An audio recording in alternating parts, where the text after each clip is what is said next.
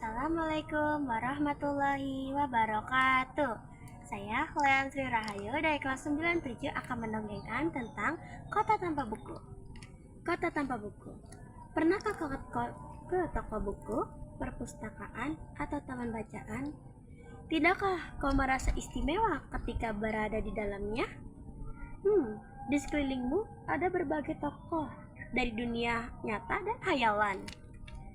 Tempat yang pernah kamu kunjungi dan yang belum pernah kamu kunjungi. Informasi, cerita dari masa lalu, masa kini, dan masa depan. Semuanya berpadu. Semuanya berada dalam genggamanmu. Saat berada di antara buku, tidakkah kau merasa seperti raja dan ratu? Ruang dan waktu selamanya itu tanpa batas. Kau bisa terbang, melintasi sekat negara dan melewati berbagai zaman.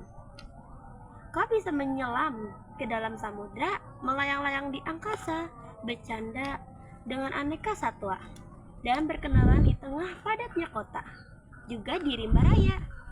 Kau tahu, buku adalah jendela dunia dan kunci pengetahuan.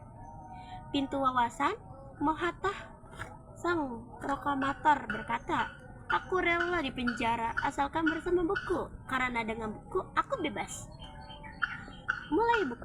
Melalui buku, manusia terbebas dari ketidaktahuan. Tempat-tempat yang dipenuhi buku adalah harapan perkembangan pengetahuan dan wawasan. Apa jadinya jika kota tanpa buku? Pantaskah dia disebut kota? Di kota itu mungkin kabar datang dari sumber lain, dari koran, televisi, atau internet. Mungkin informasi dari cerita datang dari cerita nenek moyang, dari bagian dongeng-dongeng sebelum tidur. Irama warga pun tidak beda. Bangun pagi, bertebaran di muka bumi untuk berbagai keperluan, untuk kembali pulang siang atau sore hari.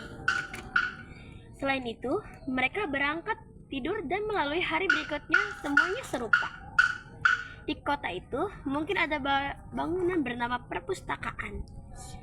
Di dalamnya, buku-buku berderet dalam rak yang tak terjabah. Tidak ada tangan meraih dan membuka halaman demi halaman dengan sukacita.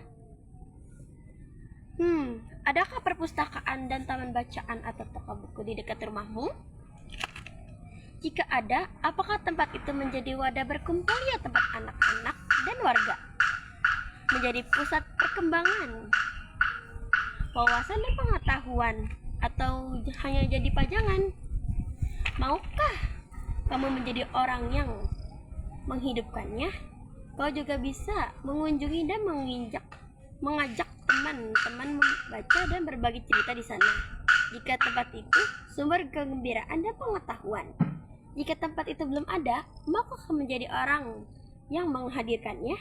Kau bisa memulainya dari sudut teras rumahmu. Ajak teman-temanmu memulai langkah baru. Jadi biarkan waktu berlalu tanpa buku. Siapapun dirimu, bersahabatlah dengan buku. Dia akan menjadi teman setiamu sepanjang waktu. Sekian dari saya. Wassalamualaikum warahmatullahi wabarakatuh.